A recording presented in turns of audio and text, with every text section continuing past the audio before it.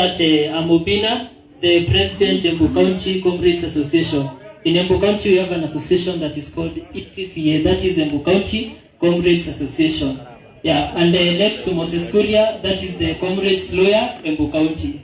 This is our lawyer. Yeah, so tushikilie kabisa kila mahali na tushikilie pia Comrades in Kenya mzima, and thank you for making it here. God bless you. So we'll have a sip. Yeah. Yeah.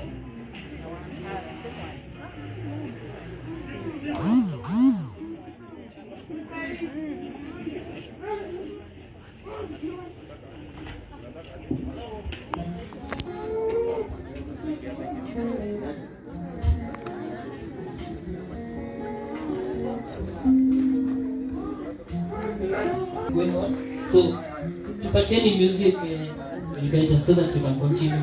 Give us kindly. And then uko nyuma, everywhere please, let tusilete vita mingi, when tuli agree. Kindly, tusiwe na vita hapa. Mwenye analeta vita aende akalale sasa. Kindly.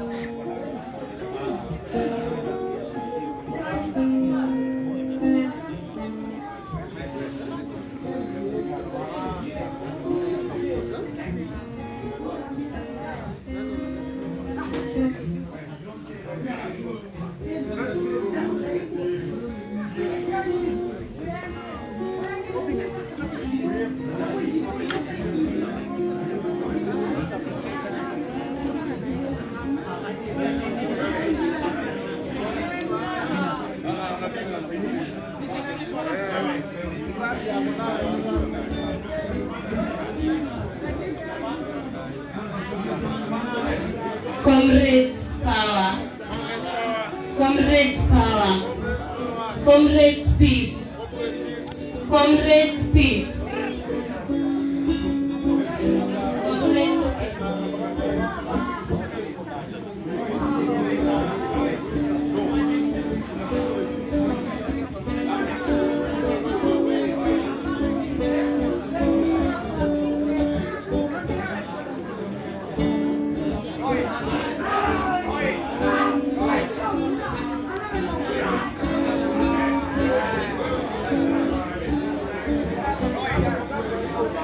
Unavaa nini?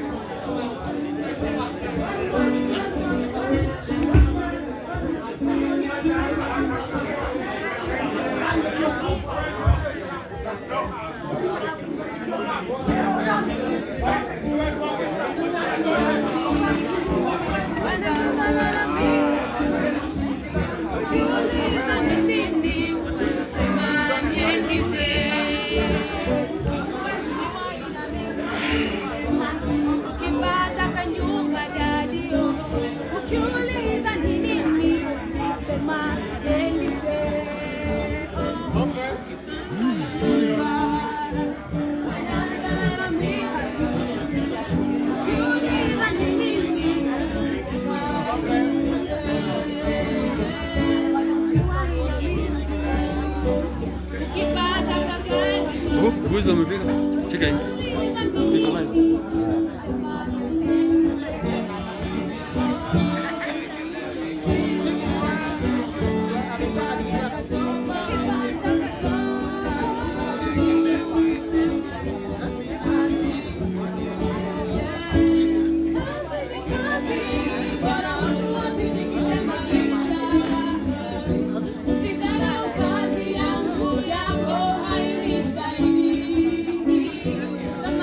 Pesa ni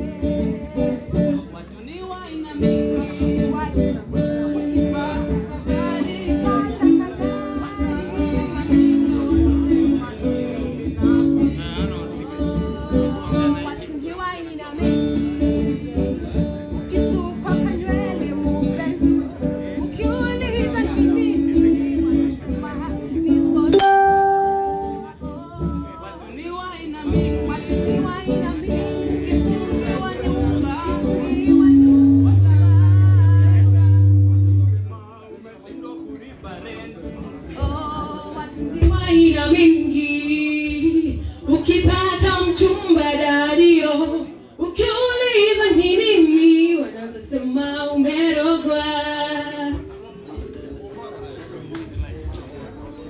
Comrades power, comrades ria, comrades peace, comrades peace. Tulikubaliana sisi ni watu wa amani. We want justice and we want peace. We have lost enough and we are not going to give a chance to cost us another person. So wale wanaleta vurugu, tafadhali tukue na amani. We are here to pay our last respect to our brothers in a peaceful way. Send them tomorrow home. Then after that, we will take our anger to the street. Sawa? So tafadhali tukue na amani. Viongozi wetu wako hapa kutu support, and I want to give them the chance. So tafadhali, let's maintain peace and order. Tumekubaliana, comrades? Aya, karibu Vish. Karibu. Thank you very much, President. Comrades power. Yes, my name is Steve Simba, the Deputy Speaker in the county, and MCA Runyenje Central. Honorable Moses Kuria, Party Leader CCK, Honorable Ses Mbarire, nominated Member of Parliament, the aspirant, gubernatorial seat in the county, the family and members present and comrades evening. So let me once again take this opportunity to thank comrades. As I indicated before, that from the bottom of my heart, we feel honored and we feel to respect you more, and we feel that you've done a great thing. As we cry for justice, as we demand for justice, as I indicated before, that in the assembly, the material day, we directed the clerk of the county assembly of Embu to a petition CS Matiani, because I'm actually from another family today. We lost another young man in the hands of these policemen, and we cannot accept to go to that direction. And therefore today, as we come together to console the parents and to console the family, we feel a lot of pain as young people. As I indicated before, I've been the chairman of Embu University Student Association that time when I was in the university, and I served as the Assistant Secretary General of Moi University. Therefore, I understand what comrades are going through. And the future of this country depends on how we treat our young people. We must show them that there are better ways of conflict resolution. There are better ways of handling people who break law, for instance. And therefore, I want to say thank you, comrades, for this great organization, this great mind. And this is a very good show. And I want to say that this gives us the confidence that tomorrow we have a better Kenya. That we have youth who are responsible, youth that can come together and conduct themselves in a very mature way in demanding justice for one of their own. Comrades power. I will therefore give this opportunity. I don't want to talk much because I'm feeling a lot of pain myself, and I don't want to lose myself. I just want to invite the Honorable Ses Mbarire, nominated Member of Parliament. And you remember Ses was one time the Vice Chairman in Egerton University. You remember? So he is a comrade. So I want to welcome him. I want to welcome her so that she can give her remarks and invite the Honorable Moses Kuria, a Member of Parliament for Western. Welcome, Honorable Ses.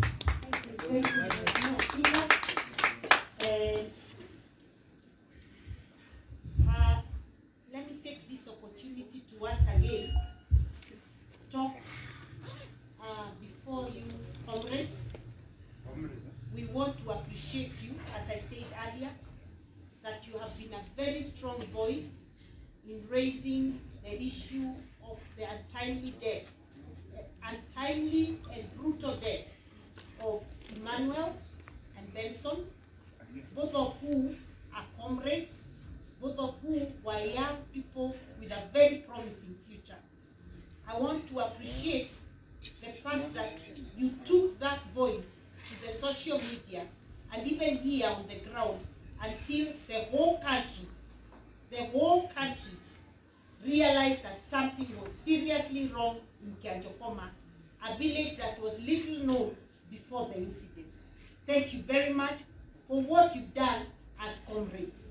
I also want to thank you for coming here tonight for a night vigil as we continue to demand for justice of our two brothers and Kimanthi, who is not a member of this family but is a neighbor from not too far away from here. I want to also appreciate the leaders who have been coming here, but more importantly, let me appreciate the presence of a good friend of mine and a brother, the Honorable Moses Kuria Jabaya.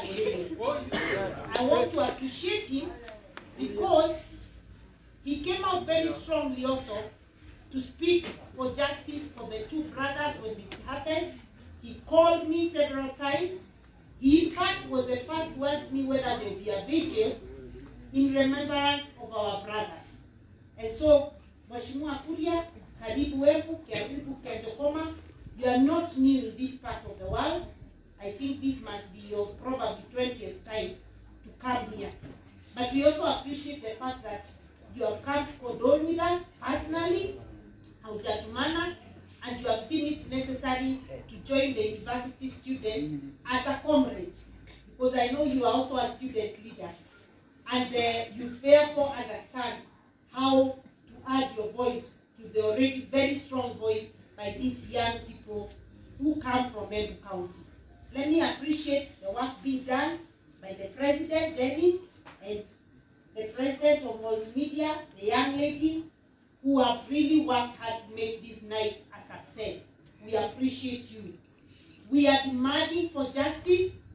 We have not yet had the official voice of where the investigations have reached so far.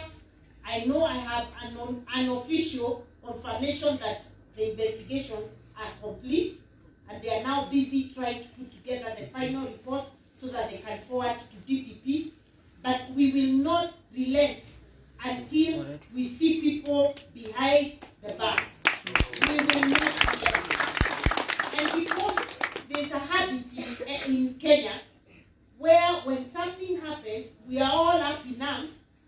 Then after a while, tunasahau, when people keep saying Kenyans are very forgetful. So somebody somewhere might be thinking that we shall forget. We will never forget. May we inform them that we shall not forget until we see people behind bars. So don't think because the place is calm that we are forgotten. We will not forget until we see justice. So thank you very much. May God bless you. Let me now take this great opportunity to welcome Honorable Moses Kuria. Thank you, my brother, for coming. We appreciate you. We thank you for standing with us. May God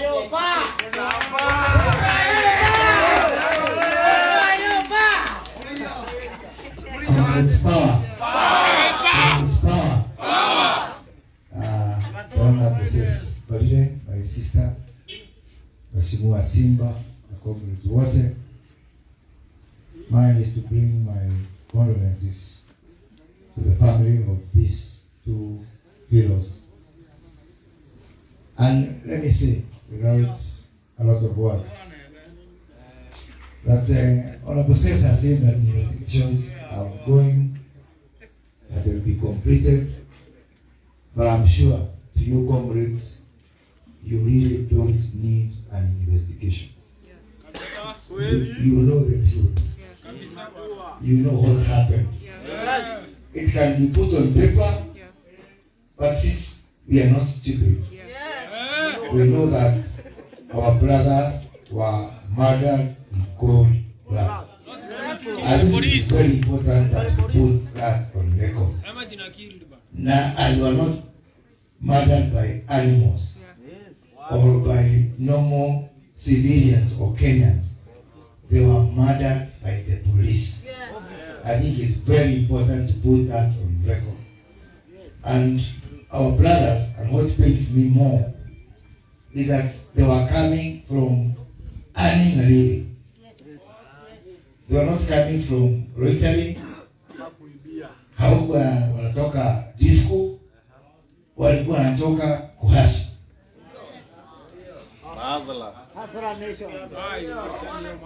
And they could have, as well, we have an unfortunate situation whereby young Kenyans are getting into crime, getting into drugs, getting into alcoholism. But these young Kenyans were coming from earning a living and earning from their sweat. Correct. And so this makes it even worse. To lose any life is painful enough. To lose the life of young people, I'm saying that as a father, is really painful. So I know how you are feeling, comrades. As a former comrade, is there anything like a former comrade? No, once a comrade, always a comrade. Once a ninja. Always a ninja. So as a comrade, I can feel your pain. And I want to join Cess in saying that we make this like normal saying, like creatures, that you're not going to leave any stone unturned. Please, comrades, and this is not up to us leaders, Ninyi nawaambia, don't let this matter go unpunished. It is up to you. Ninyi. The whole country iliona, dunia mzima iliona the way you resisted, the way you went to the streets, the way you demonstrated your anger. And I think the whole world by now knows. So even as we lay our brothers to rest tomorrow, I really wish that the government will be there to give us an account of exactly where we can expect justice. And I also want to pass this message to the Chief Justice, Martha Koome, who comes not far from here. The George Floyd murder, the police who killed George Floyd are now behind bars, and within a very short time. Can we stop seeing this culture of cases like this, which are open-ended, which are very clear, dragging on and on? Not only do we want justice, but we want swift justice. But even as we get justice for our brothers, we really need CS Matiang'i to control and to tell us what is going to do. Because as you've heard, another case has happened not far from here. Mr. Matiang'i, we are asking you tonight, what are you going to do to rein in your brutes in brew? Because in other countries, someone like you would have resigned. Yes. So, give us our justice or resign, Mr. Matiang'i.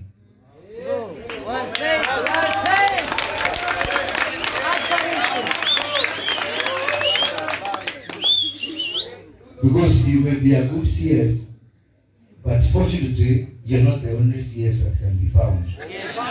Yeah? So, I hope that that answer comes by tomorrow. Yeah, because we cannot have something like this happen. It has happened again and again. I remember some few years ago. Tulikuwa hapa tu Tharaka. Wale vijana walikuwa huko Kitengela na polisi with the lawyer Willy Kimani. So that goes unpunished, another case unpunished. So now, because you don't know what's happening there, let us punish the one we can punish. Yeah. All the process for leader and myself, because God has given us that opportunity to be in parliament. We are former student leaders. I was myself the treasurer of SONU, yeah, back then. And so as a comrade, we are going to take this matter in Parliament to also ensure that we put Mr. Matiang'i to account for this, because we can't allow this to happen. But I've said, vile nimesema, as we can do our bit. Lakini the one person I am sure wakikataa hii maneno itaisha ni nyinyi. It is you comrades. It is within your power. Kama ni wakati wetu tukiandamana mwezi mzima, sio siku mbili.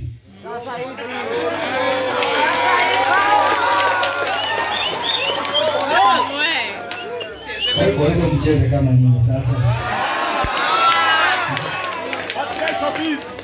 Usitaki kuongea zaidi hapo, pole. Tuongee na kesho tuweke amani hapa. Tuweke amani hapa Kianjokoma. Wale ambao hamjui niko na uhusiano mwingine na Kianjokoma. Lakini hiyo tutaongea kesho. Sema.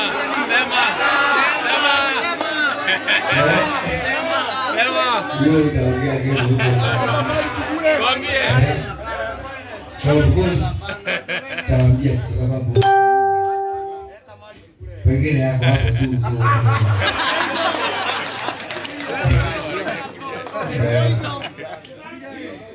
Kwa hivyo, tuombe Mungu aweke roho za madugu zetu na huko peponi. Vijana tutulie, najua tuko na huzuni. Tuheshimu wazazi, tuheshimu familia, tuheshimu adhoniwa wa Kianjokoma. Tukimaliza hapo vile Madam Rais amesema, ati waje niongee hiyo sababu ya wale makongi. Tuheshimu wazazi na familia. Na tukililie sawa. Tukikalite para no to ile kero sio to ile kio muke. Au haki tu kwa ndio. Asante sana.